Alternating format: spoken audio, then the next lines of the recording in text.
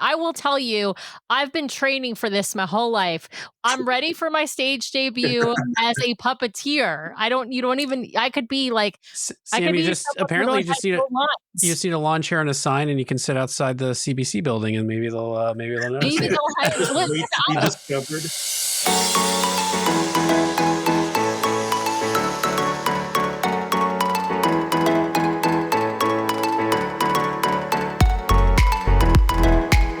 Welcome back, everybody, to a special live edition of the DCL Duo podcast here on this Tuesday evening. And as always, our podcast is brought to you by the good folks over at My Path Unwinding Travel. And as well, our guest this evening, that's right, we've got someone from WDW Magazine with us. Let me welcome Danny and Sam into the show. There we go. I was looking for the button.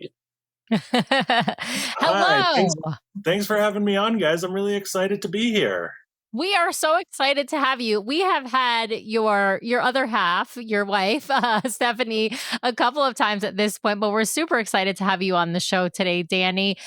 We are, of course, going to be talking about your amazing trip to Toronto you're there, right? But Sure. your adventure in Toronto in being able to see some rehearsals at Hercules, which is being brought to the new Disney Destiny ship. But we're just really excited to have you on.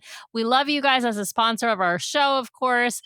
For those of you who haven't already, go out and get that special edition of the WDW magazine, the float test, the Disney Cruise Line, of course, with a beautiful, shiny pictures of all of the Disney ships, some information about ABD and DCL excursions, and of course, an amazing article brought to you by our very own Brian, the co-host and producer of this show, talking all about parasailing at Castaway.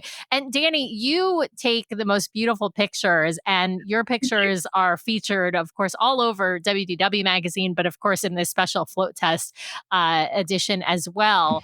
Can you tell me what's the secret to taking such good pictures?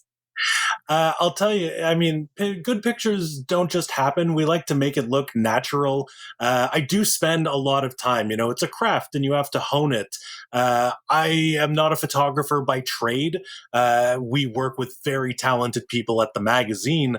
And honestly, I picked up photography because there are situations where the magazine might be invited to a Disney event, but maybe we only have one spot. In a perfect world, I would send one of our dedicated photographers to accompany. But we had this gap.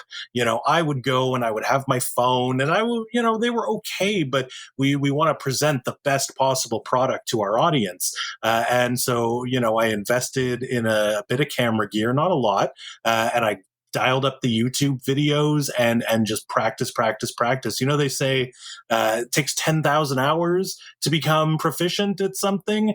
I can tell you from my Lightroom catalog that I've taken well over 10,000 photos on Disney Cruise Line and in the parks, and always striving to make them just a little bit better. Well, that's awesome. It definitely shows. We did have a request Yes. that you include some Disney Cruise Line photos in the WDW magazine calendar. So, I don't want to, we don't talk about products that aren't real yet, but so we have the three magazines, right? We have WDW magazine, DLR magazine, and DCL magazine. And what we've learned is that while there are mega Disney fans that want all things Disney all over the world, the audiences really like to, the WDW fans, they're dedicated to Florida. DLR, Disneyland, their heart is in California. And the DCL people feel the same way about the ships. Yeah. We have tried Castles Around the World calendar. And honestly, some of the feedback that we got was people, they didn't recognize maybe the castle in Shanghai or Tokyo. And so we have thought about including DCL in the wall calendar, but maybe it's its own dedicated DCL wall calendar, maybe sometime in Yeah, the I future. mean, you'd have two customers Yeah, right two takers here. right here. So. Yeah. I love the imagery too of like, it feels like that scene in Anchorman, like there's the WDW crowd coming around the corner, the DCL crowd. I feel, or the Disneyland crowd. We're I gonna feel like the rumble. DCL crowd is like up on a roof somewhere with popcorn, just eating. You know what? They don't want to rumble. The only rumbling they do is about, which one is the best experience, or which one am I going to book next? Because everyone has love for all of it. It's just that some people they get swept away in one particular branch or another. No, for Absolutely. sure. No, we know our friend nothing. We know Tracy- nothing about that we at know- all. yeah.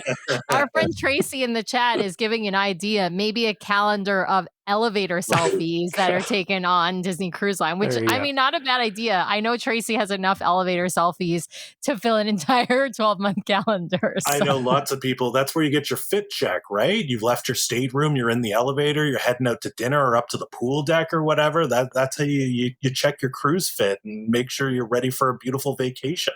Absolutely. That's right. Absolutely. That's right. Well, we're here to talk about a really exciting topic. You got invited to see the Hercules rehearsal space and I'm assuming some of the rehearsal itself. Yes, I'm going to pull up the PowerPoint to get us going here, but I'm going to kind of sit back here. Sam, is wearing her, it's a parody Playbill t-shirt, a friend of ours. Yeah.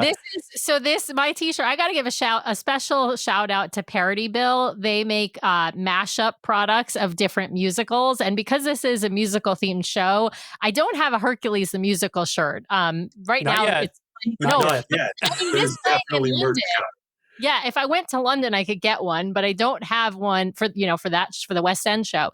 But I decided to wear a musical themed shirt today. So my shirt says Dear Katie Heron, which is basically a mashup of Dear Evan Hansen and Mean Girls, the musical. And so this was made by Parody Bill, and it says you can sit with us. Right, like hashtag you will be found. I like that. I like the inclusion in that. That's yeah, because the Mean Girls.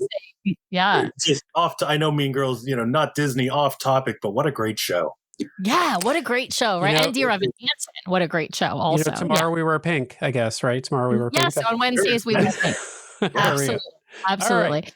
Well, you get us going here. Danny hopefully prepared this great slide presentation. Danny, walk us through what you saw. Yeah. I'm going to set this up for you guys. So your audience may or may not recognize this building. This is the CBC building in downtown Toronto. CBC, the Canadian Broadcasting Company, they've been around for going on close to 100 years at this point. They bring us Degrassi Junior High. Yes, they do, among others. And so this building, this dates back to the 90s. They built this purpose-built building. It's fully kitted out. They broadcast. They have 3 radio networks that they broadcast out of here. They've got full television production studios, corporate offices, executive offices. It's this huge complex. It's in downtown Toronto. It's very close to the Sky Dome, which I guess now we call the Rogers Centre, and the CN Tower. But the secret that nobody knows about the CBC building is that there's a whole underground portion of it. And down in the basement, hidden underneath the CBC building, is the Disney Cruise Line rehearsal facilities that myself and a few other members of the media were invited to come and have a special sneak peek. We got to look in on the cast of the Destiny while they were rehearsing Hercules, and we got a tiny sneak peek at the cast of the Disney Adventure getting ready for their shows to the ship that's going to be based out of Singapore. This is like my dream version of a evil dungeon, but it's like the happiest place in the world because it's theater people rehearsing for amazing theater shows. You know what? As soon as I walked in, it almost felt like a summer camp or like a high school. So the walls, so it's underground. There's no natural light, but everything is bright. Vibrant accent colors on the walls. There's big light up Mickey Mouse art installations. All the pictures on the walls are showing off like concept art or photos of other productions. Each of the different rehearsal rooms is named after a Disney character. So they'd be like, oh yeah, Adventures rehearsing in the Olaf room and Destiny's rehearsing in Chip and Dale. So I love that. Yeah, and this is in downtown Toronto. This isn't like some warehouse in the middle of nowhere. No. This is like the heart of the city. Toronto, I mean, maybe Toronto's not up in the ranks of New York and London, but Toronto's no slouch when it comes to live theater. And you're walking distance from this building to King Street, which is where all the major theaters are in Toronto. There's a lot of musical theater talent in the city, both on stage and backstage. I actually asked the Disney people, why Toronto? And the answer is a combination of proximity and talent. There's a major international airport. They're close to New York. There's talent in the city already. It's a short flight down to Orlando for getting on the cruise ships. It all just sort of worked out. Yeah. Well, and there's a huge acting community in Toronto because so many films and TV shows are actually filmed in Toronto as well. I feel like there's a ton of filming both in Toronto and in Vancouver in BC on the west coast of Canada.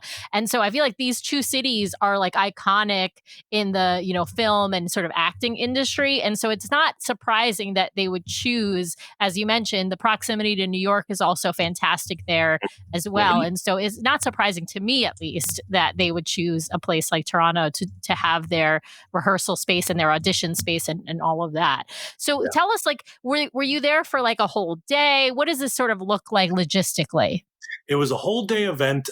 So the out of town media arrived the night before. We had a little welcome dinner, get to know you. It was a small group, about 10 outlets in total. Myself representing the WDW and DCL magazines. We had representatives from BroadwayWorld.com, from Playbill, an outlet called The Gate.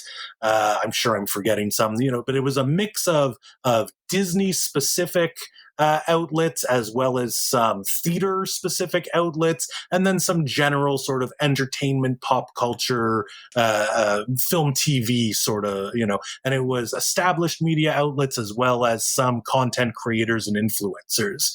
And then there was also a group of Disney executives who were there, PR people. All told, we were about 20 in our group. So everybody gets to know each other. We all break bread together the night before. Then when we wake up, it was a Monday when all of this happened. So we woke up, we had breakfast, and then we traveled as a group.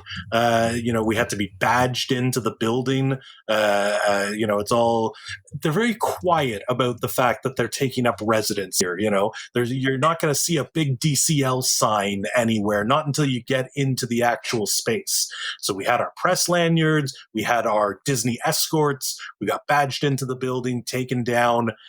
Some, fortunately, and we're going to share with your audience, some of the day was open for photos and videos and recording. Some of the day was embargoed information that we got to witness and enjoy, but not for capturing content of. And then they took us through the day. We did the highlights were, so we got to see some performances. We saw a full, or as full as it is in this stage of rehearsals, a full run through of Zero to Hero from the Hercules show, which was phenomenal.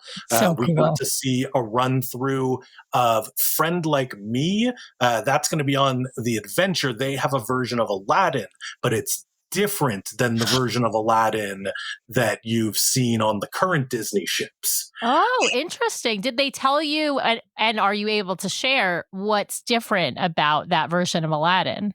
They didn't get into the specifics, but from my viewing of it, I suspect that the stage is larger on The Adventure. I mean, the whole ship is larger. And I wasn't able to, do a head count of all the performers on stage, but the ensemble, the company certainly looked larger and more robust to me. It was also slightly different choreography. It's a big fun dance number. There's lots of people on stage. People are doing flips and cartwheels, and it's that big explosive moment in the show, but it looked even bigger, even more elaborate for the rehearsal that we witnessed. That is so cool. Stephanie's asking in the chat, or is Aladdin part of the Wall-E show? ? So I don't. Yeah. Oh, okay. So Steph. Okay. So we got 2 glimpses at The Adventure. They are doing Aladdin. That's going to be one of the shows in the main theater. And then we also got a glimpse at Remember, Remember is a brand new show on the Yes. Adventure. This is their multi-film, multi-IP jukebox style musical. Mhm. And the This is clip their Believe or Disney Dreams for those who want to compare. It's going to be a variety. They're going to string together some story, and the theme is Remember Me, right? So there's definitely a Coco scene. We know we've seen that in the artwork that the yeah, concept art that Coco that Miguel is in it, right? And playing his guitar. And so clearly there's going to be multiple scenes. But yeah, what else did you so so, Wally was in so this? That's so yes. cool. Okay. So what I can tell you, and Wally has a special place in my heart. I've always, it's my favorite of the Pixar movies. I think it's so beautiful and emotional, and they convey so much. If you watch that movie, there's almost no dialogue. Yeah. It's Not all until you music. get Yeah. exactly. It's music and sound effects, and they convey so much with so few words, and I love it. So the quick tiny synopsis of Remember on the Adventure. So it takes place on Earth after the events of Wally. Wally and Eve are going to sort of guide us through the different songs that happen in Remember. They're separated. Eve has gone out on a mission as part of the effort to, grow pizza plants and all of the great things that they're doing on Earth after the film.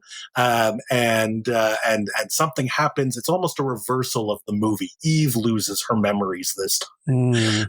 And then Wally is going through the various musical numbers from all these different Disney and Pixar films that we love to help bring her back.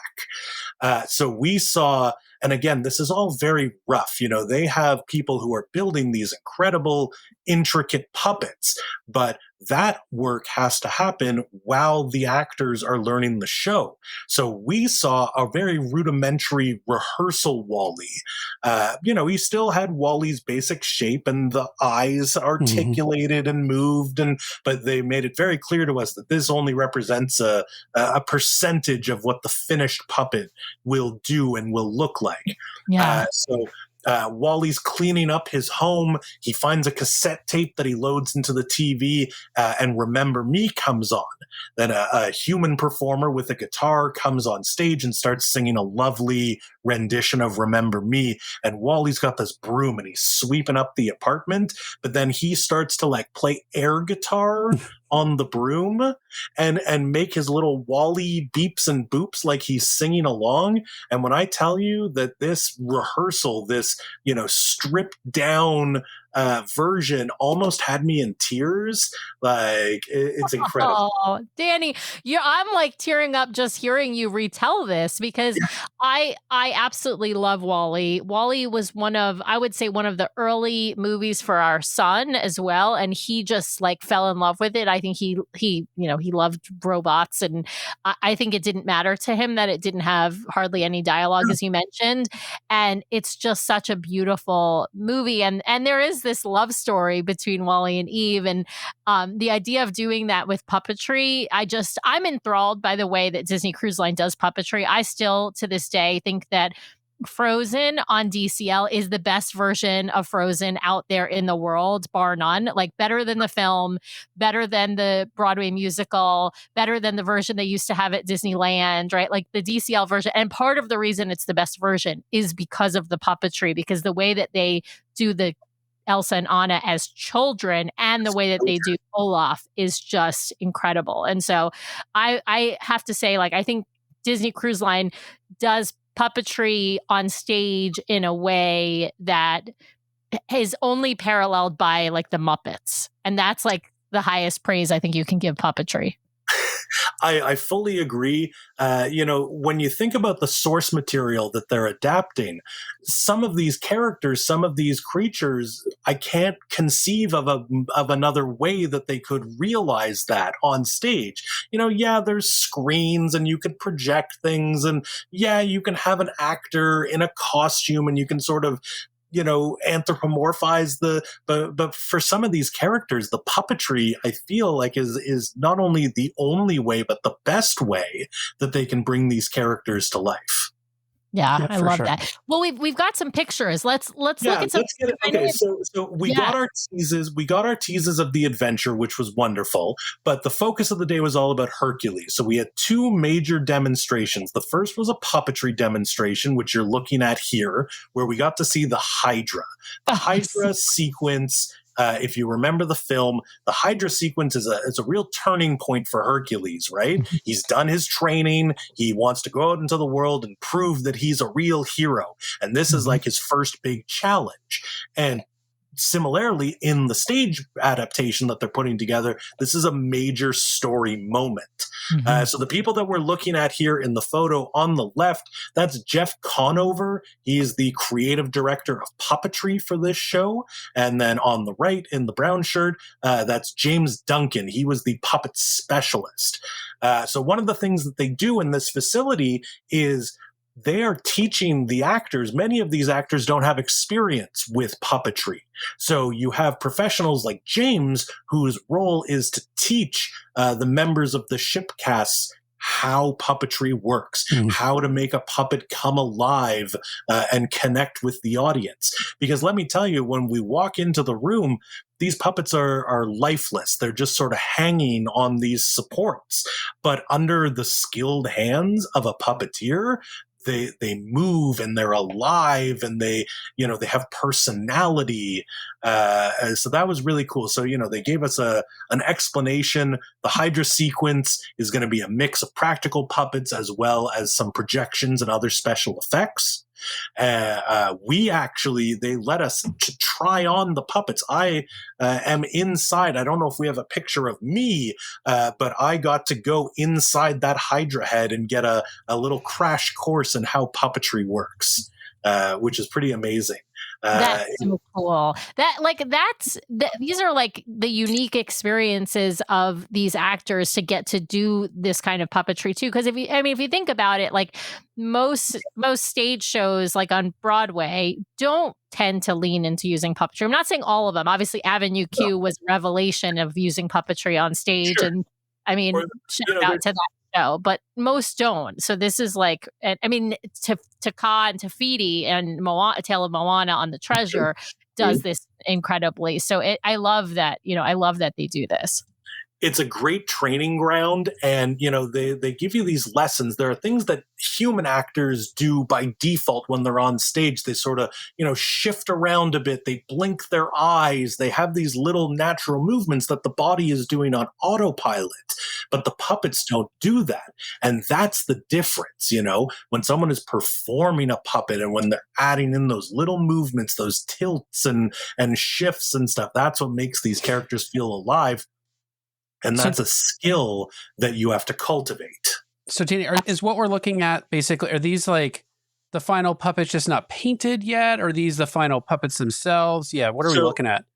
Disney refers to these as rehearsal puppets. Got it. Partnered up with Michael Curry Design, who is producing the final show-ready puppets. Michael Curry has a bunch of Disney credits to his name.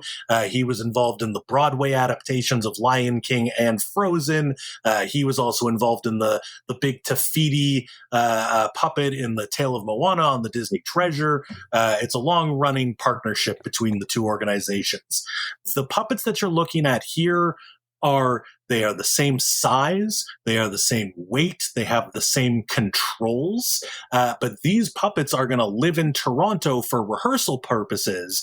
The final fully decked out, fully painted with lights, with special effects, those are being manufactured separately and heading out to the ship in Germany. Yeah. In Papenburg, where they're building the ship.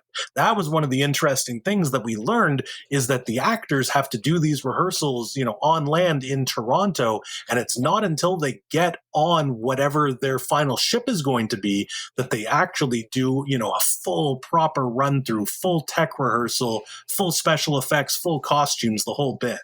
This Yeah. was the thing Well, that which is delayed. This was the the thing that wish. delayed on Yeah, the Wish, the show, exactly. because the theater was not finished when they started their crossing, and by the time it was finished, they didn't have enough time for full Yeah. rehearsals. So yeah, Yeah.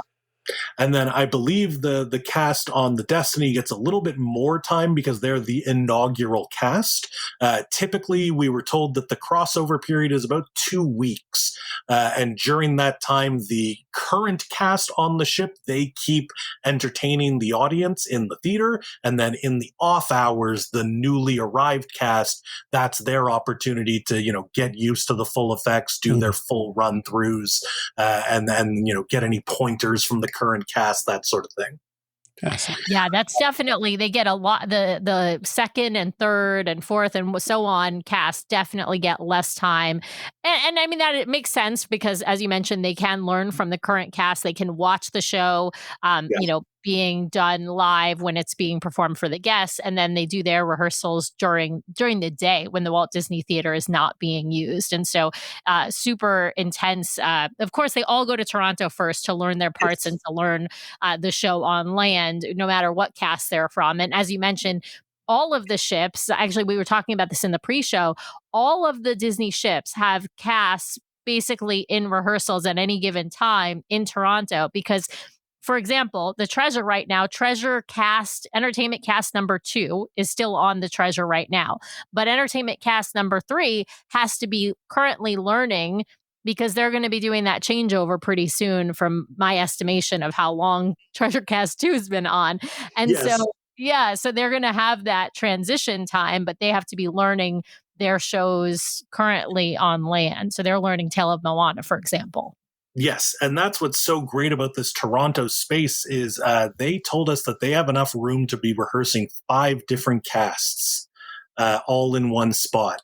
And the thing that's so amazing, that's so cool about this space, even though we're underground, they still have 30-foot ceilings in this space. And the reason they have 30-foot ceilings is because in some of the rooms, they've got the full fly rig so that they can teach actors how to do the theatrical flying. Because I learned, maybe you already knew this, maybe your audience already knows this, but these actors, they're not just doing the main shows in the Walt Disney Theater. These are also your actors for the deck parties, for the pirate night party, if you're on a themed cruise like Marvel Day at Sea.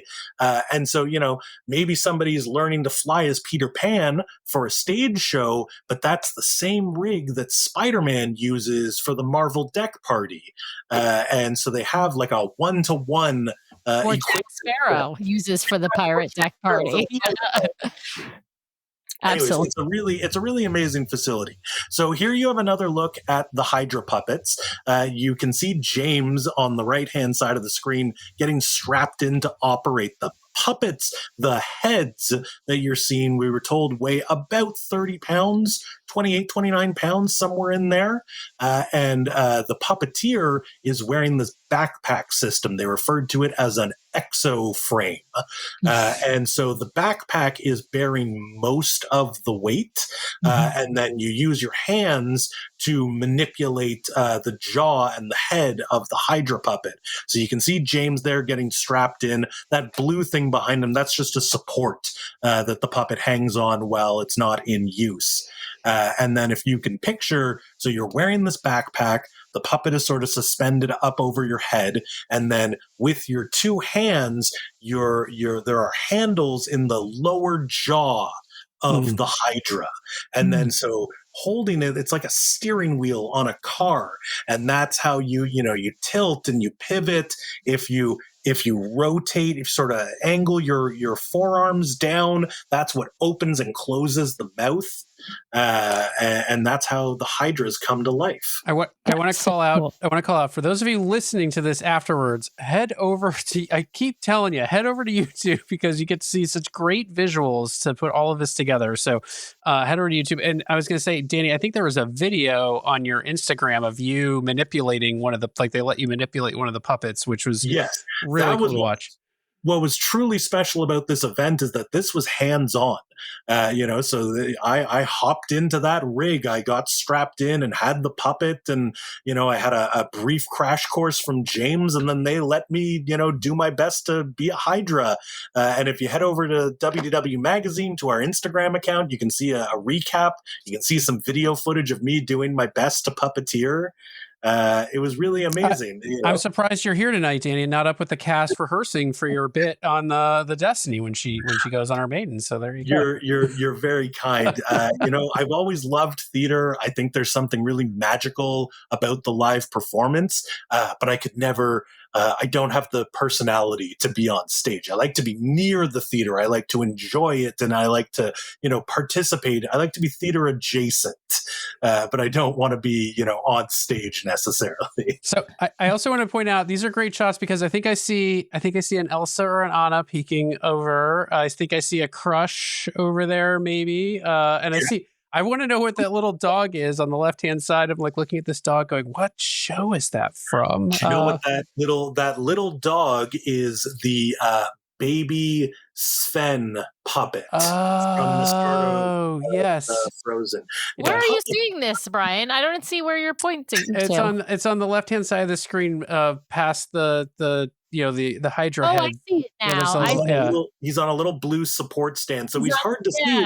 He's hard to see because he's also like white because he's not painted. As you mentioned, they're not necessarily all decked out because it's just the rehearsal version. So I wasn't, Exactly. I was going to mention, I think the way that they do like Sven and Maximus, right, on the ships is also incredible. And like, as you mentioned, even just like if you think about it as a person stands and moves, from side to side, just as they're breathing, right? Like they have to do motions that mimic the way the animal or in this, Hydra's an animal too, but it's just it's a beast, maybe. Yeah, a beast, exactly. A mythical creature, exactly.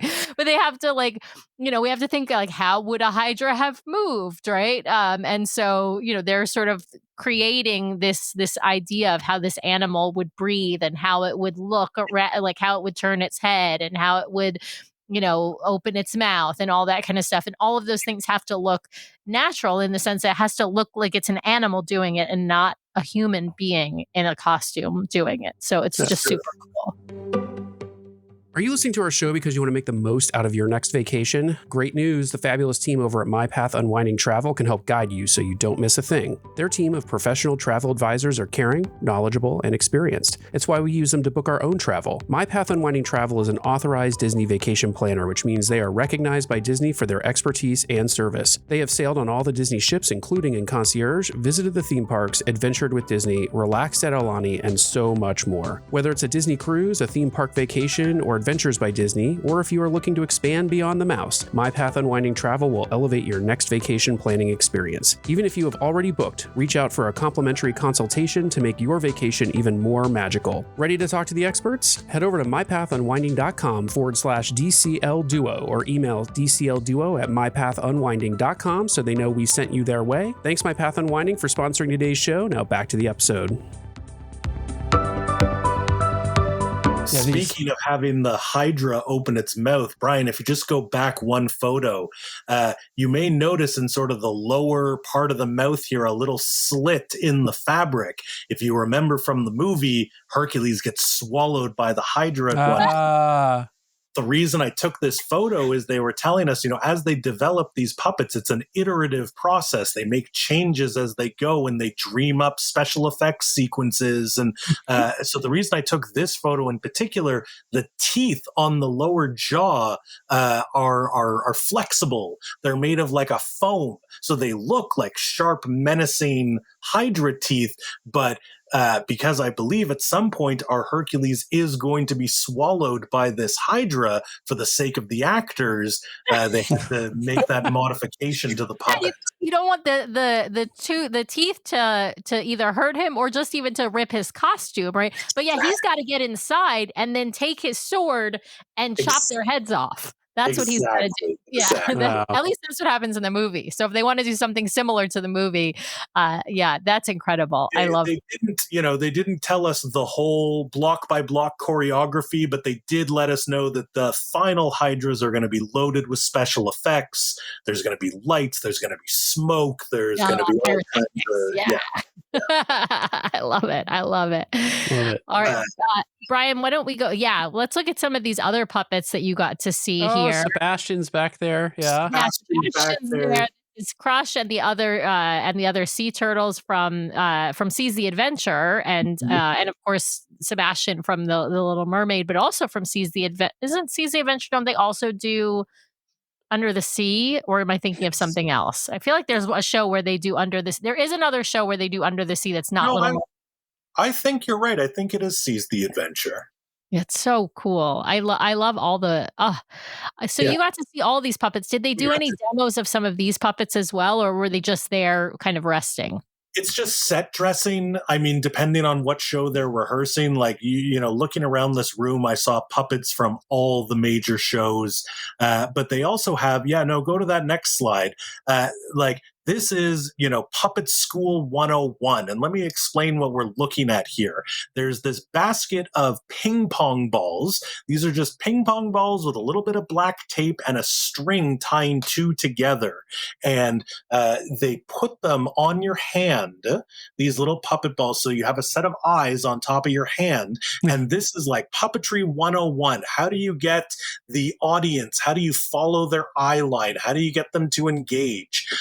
And then, you know, you can see here they've got these grip strength, hand strength tools, finger stretchers, because this is where the cast is learning all the minutiae of, you know, how do the different puppets work, because they all have different mechanisms. So the Hydra, like I said, you're sort of holding on almost like a steering wheel and tilting to do most of the action. But other puppets, it's more of a clenching motion to make the mouth go up and down or to make the eyes blink. And so this room, I believe it was the Olaf room, if I remember correctly. But like this is where, you know, if you've never held a puppet before, even if you're an accomplished stage actor, this is where they put the actors through puppetry 101 training. This is reminding me of watching the marionettes in Vienna, Sam. Oh yeah, when we were on our Adventures by Disney. I will tell you, I've been training for this my whole life. We had a Grover puppet, meaning from Sesame Street. We had a Grover puppet when I was a kid. My mom was a fantastic amateur puppeteer. She would make Grover talk and interact with me, and then I would mimic. And so I've been training for this. Disney Cruise Line, give me a call. I'm ready for my stage debut as a puppeteer. I could be like, I Sam, could you be just someone who apparently don't just have need no you lines. just need a lawn chair and a sign, and you can sit outside the CBC building, and maybe they'll notice Maybe you. they'll hire. Just Listen, wait to be discovered. yeah, I'm willing to, like I said, I'm willing to have no lines or just to make noises. Oh my God, here's Anna and Elsa. But Here's yeah, Anna and Elsa. I'm Not willing. fully finished, but Yeah. you know, Oh, all the for all the important parts, you know, the weight is the same, the mechanical movements are the same. They don't bother with the set dressing and the figure finishing, but this is, you know, enough for the actors to learn the puppetry of it. Yeah. oh, well, I have to say, Stephanie is kind of in the comments, and she's saying we're kindred spirits because I had my Grover puppet, she had an animal puppet. So, I mean, I listen, Stephanie, we can go on the road. We can start our own puppetry show. Well, I mean, I would love to do like Avenue Q. I'm all about it. Absolutely. I've seen that show so many times. I've seen it in London. I've seen it in Toronto. I love that show. The best. It's the best. So that was the puppetry part of our day. Yeah. The next part of our day, we got to learn some choreography for the show. They taught us 8 bars of choreography, which was plenty for me. Thank you very much. I love that. So this photo, so we're looking at Kevin and Marcel Wilson. Kevin and Marcel Wilson, they are the show directors and choreographers. They're brothers. And the fella in the blue shirt, that is Bradley Knight. He's the music arranger for the show. So the next part of our day was a demo where we talked about the music for the stage show, how it's been adapted and refreshed since the film, and then we got into the choreography and we learned the first 8 bars of Zero to Hero. You can see here, this is the muses, or 3 of the muses anyways, giving us a live. So they taught it to us, and we did our best stumble through. And then they had the pros come out and show us what it's supposed to look like. Yeah, that must have been a little bit humbling, I'm guessing. It really was. And not only are they doing the choreo that we learned, but they have even more. So the muses are going to have these microphones, like you can see. They have additional choreography for how they're, working the mic stand and dancing around it. We learned the basic moves, arm goes up, hip shake, but they're putting the whole body into it. They're upping the choreography. I love it. I also love that there are male muses. I saw this in your posts as well as in, some of the snippets that Disney released as well. But I love that the muses, I think, I don't know if it's 5 or 6 muses. I think there were 5 in the original, in the animated film. But I love that it's a mix of men and women. I think that's fantastic. They're giving, for those of you who watched the live show last night, they're giving Ingrid a little run for her money on her sleigh there. Yeah. Hey, Danny, I wanted to ask, because in this photo and the last photo, I know that there's like another puppet there or another set piece there. And we used it in the show art for this evening. What is that? I've got close-up photos a little bit later on in the slide. We'll get to it. But so now we're in a totally different rehearsal space. This room is a full size. This is a 1-to-1 space replica of the ship stage. So they've got the stage all taped out, where the doors are, where the wings are, all of that. And what you're seeing little glimpses of in the background are the Titans. So again, if you remember the 97 film, it starts off with the backstory about how Zeus beats back the Titans and lock them away, and then spoilers for a movie from the 90s, but Hades releases the Titans and Hercules has to defeat them. So you're looking at part of the puppetry that brings the Titans to life. Got it. Very cool. And I will, when we get to those photos, I'll tell you all the cool things I learned about the Titans. Here's a better look. So here we've got the music director, Bradley Knight, in the blue shirt. Just beside him with the purple top, that is our actress for Megara. Yeah. That is Megara. And then there we've got our 5 muses, a mix of men and women. Wow, very cool. So they were giving us a lovely demonstration where we were playing a snippet of the song from the film and then showing us how they've, done new orchestrations, how they've refreshed the musical style. These are all familiar. Everyone's going to recognize the songs as soon as they come on, but they're newer, they're brighter, they're more theatrical. Bradley was telling us that Disney recorded with a 70-piece orchestra these new arrangements for the songs from the movie. Wow. So, you recognize them, and those gospel influences are still there, but they're brassier, they're bigger, they've got more of that music theater showiness to them. Yeah. Nice. Yeah. And I think they've got a little more like funk influence infused in that as well to kind of liven them up. At least from what I heard, it seemed like, to kind of liven up and modernize them just a slight bit. I think you're right. Absolutely still has those gospel roots, but it's sounds incredible. Everyone was talking about the time period of the movie, the 90s, and a lot of those R&B influences, and adding that sort of character to the musicality. Okay, so now we're looking at, there are 2 featured, or at least we got to see 2 of the Titans. There's 4 in the film. I saw 2 puppets. I don't know how many total will be in the final stage adaptation. This guy is about 9 feet tall. Wow. There is an actor fully inside. You can see a little bit of there's sort of a body harness. Right here, like backpack straps kind of almost right there, it looks exactly. like. Yeah. And then the arms go inside the arms, the legs go inside the legs. Again, this is unfinished. And so we got to watch sort of a blocking rehearsal so we could see how the Titans move around. And we could see the human performer inside. In the stage version, they'll have like a chest piece. And you won't see the puppeteer doing the work. But so this one is the Rock Titan. He's about 9 feet tall. And then if you go to the next picture, this is the Ice Titan. Wow. With all the spiky things. He's 13 feet tall. The actor inside, they told us, is on a 24-inch like platform stilt. Stilts, yeah, I was gonna say it's Yeah, gotta be stilts. Oh my goodness, wow.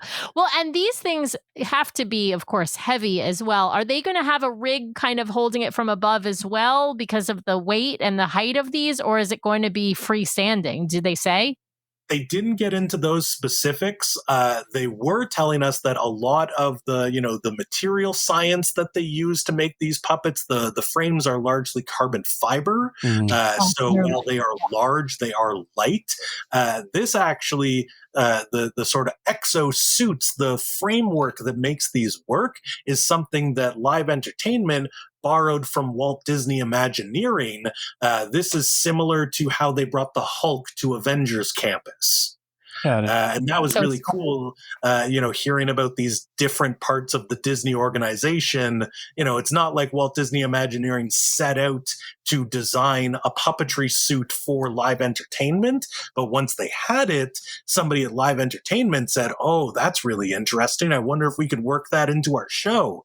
And they get to collaborate and draw on these resources that they have. That is just so cool. These See are what I incredible. what I really want to see now is I want to see behind the scenes of the actual stage on one of these ships, because I can't even imagine where they store all this stuff. This is Me, massive. Me too, Brian. That is always one of my questions. I do know that the stages have some trap door space below them. They were showing us how they had taped out on the floor, so they have the front edge of the stage taped out, and they have where the wings on stage left and right are. But then there's also this sort of 3-section elevated trap door portion that they can move and lower independently. So I do know that some pieces are stored below the stage, some pieces are stored in the wings. But you're right. It's, you think about cruise ships, and like every square inch matters and has to be accounted for. And then you've got these 13-foot tall puppets where, so this one, he comes in multiple parts. There's the upper Right. torso, there's the legs, there's so he gets disassembled and Well, stored somehow.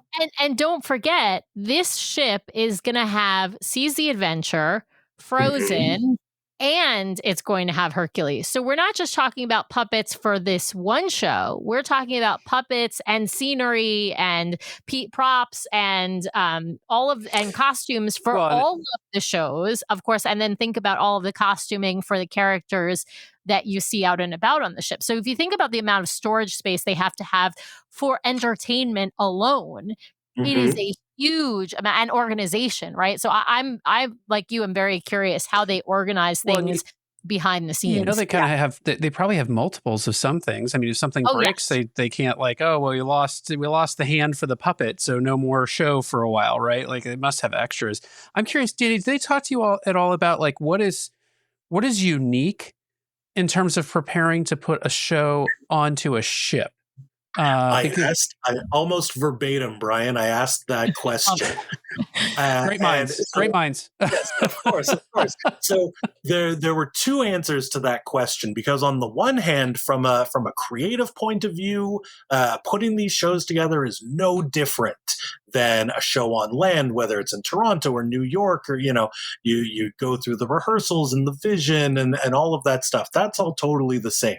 But you're right, performing on a cruise ship, there are peculiarities, there are space constraints, the ship is moving, there might Yeah. be rocky seas, all of that. They didn't get into too many specifics. They did let us know that there is a B mode, if you will, for some of the larger special effects in the event of inclement weather, but the intention is for the show to run and Mhm. for it to still be the full experience for the guest.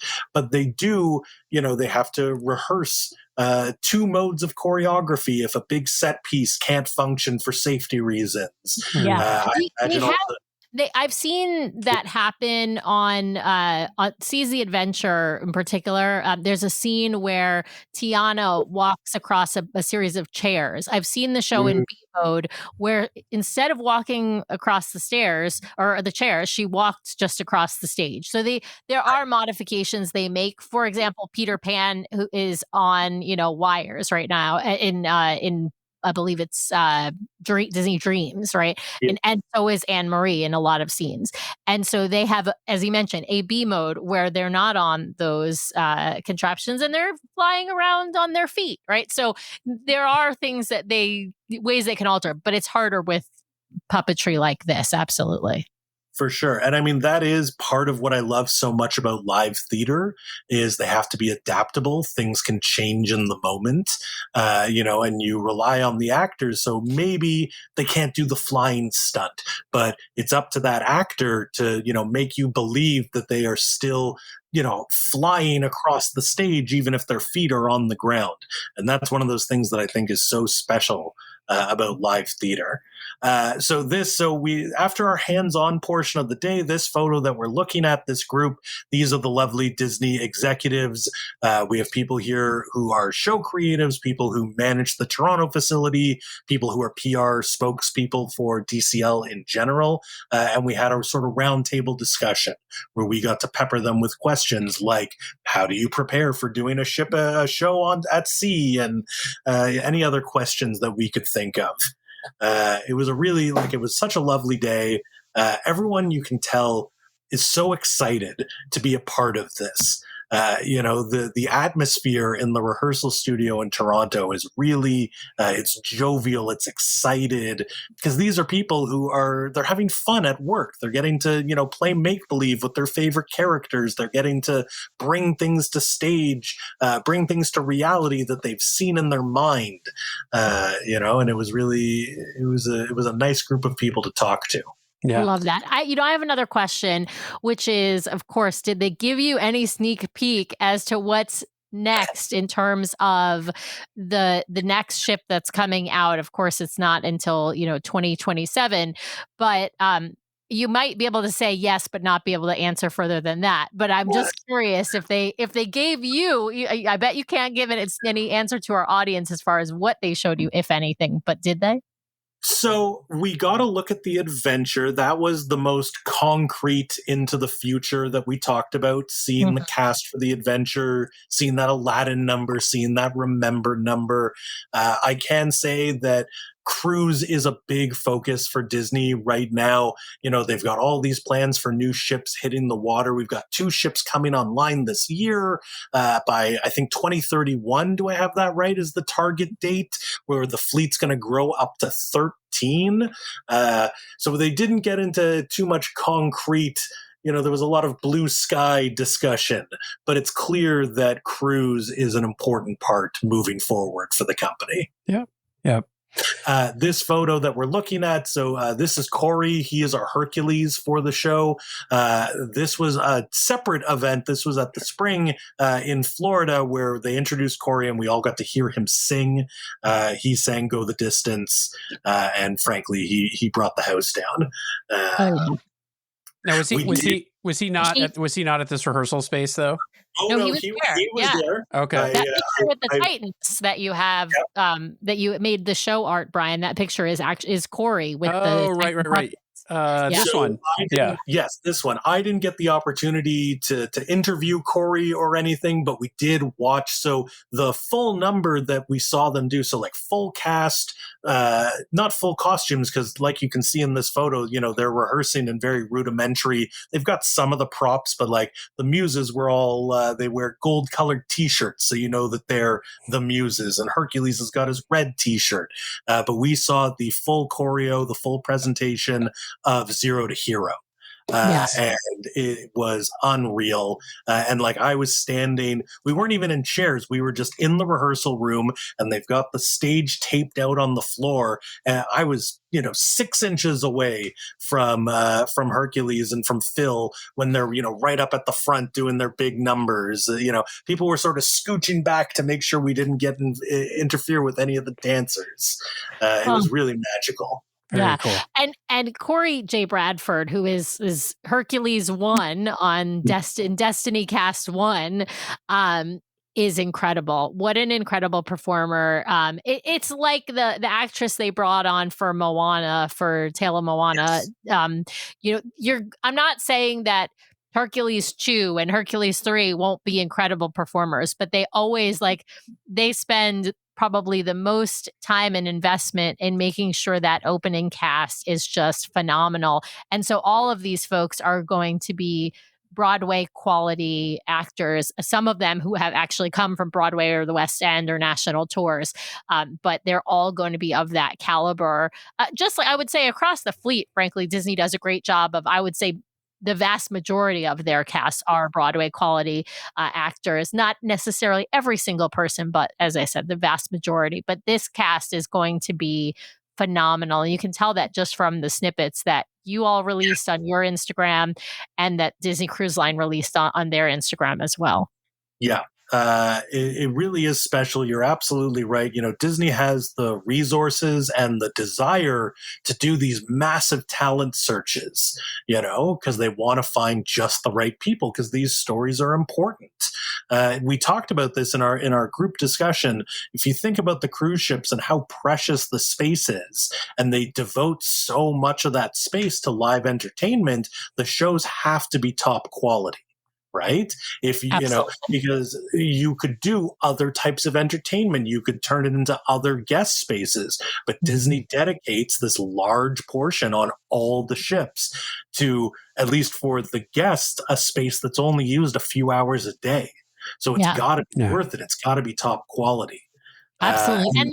And to me, I mean, we had our show talking about Virgin Voyages just, what was that, a week ago now, Brian? And this is the difference, right? Like Virgin does a wonderful job with entertainment, but it's a different style of entertainment. They don't focus on their stage shows. And so Disney sets itself apart because every aspect of their entertainment is incredible.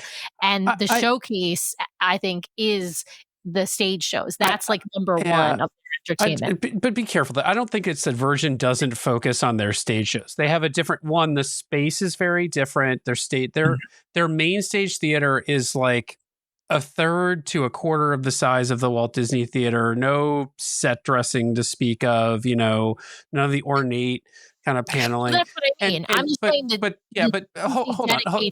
But they're putting on a show for an adult audience that's, in a different frame of mind than perhaps a typical Disney guest, and so, and they've got so much going on around the ship. They, I think to Danny's point, which is a good one, they've reclaimed a lot of that space to do other things with. And so the shows are smaller and they're, that sort of thing. But I still think they put on a quality product. It is not a Broadway quality show. Right. That's what I'm saying. I'm saying that, but that's what people like me and others go to Disney for expecting this Broadway quality show. And so we understand that they're going to take up a lot of that space for this theater and for the backstage and dedicated to this kind of entertainment. And to me, Disney sets itself apart in that commitment. We heard this remark many times from the DCL execs that we spoke to, that the Walt Disney Theater is the crown jewel of the Disney ships. They're very proud of the shows that they put on there, of how beautiful the space is. And you know what we talked about that I think is really unique is if you think about the audience of Disney, which doesn't exclusively cater to families, but many people are sailing with families with young children. This, for a lot of families, might be their first experience to this kind of live theater. And what's nice is, sometimes theater can be intimidating. Is this appropriate for my kids? Will they be able to sit in their seat? Will they, understand the etiquette of the theater?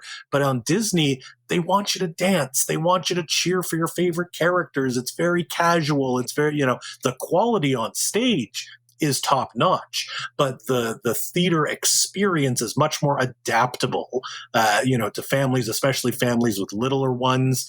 But this is a great entry point for them into the world of live theater.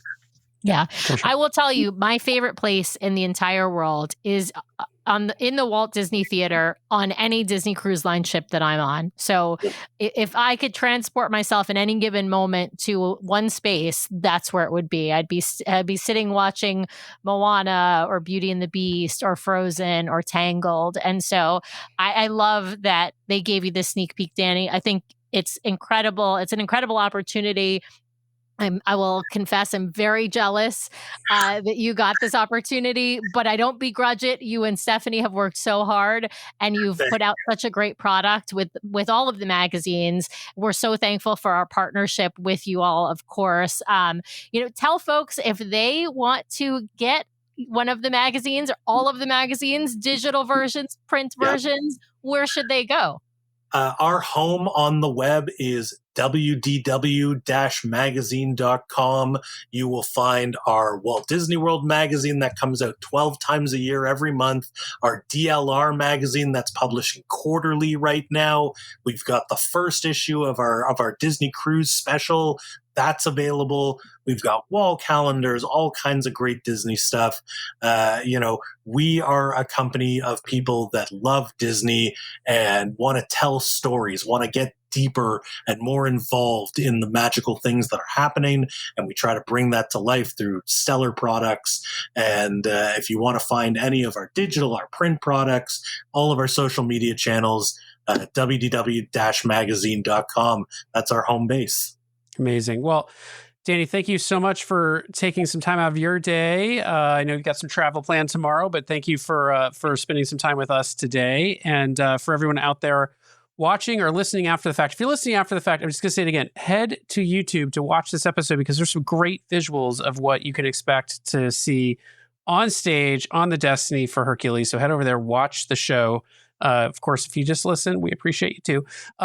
For everyone out there, we will be back on Monday night, regular time slot. One more time, we'll just let folks know, 5:30 p.m. Pacific, 8:30 p.m. Eastern with our friend Doug Parker from Cruise News Today. We'll be talking about the cruise industry in general a little bit. And then, as we indicated last night, mark your calendars. We got a special show next Friday. We'll be live. We can't talk about what it's going to be or who our guest is, but we're excited. So we will be back next Friday.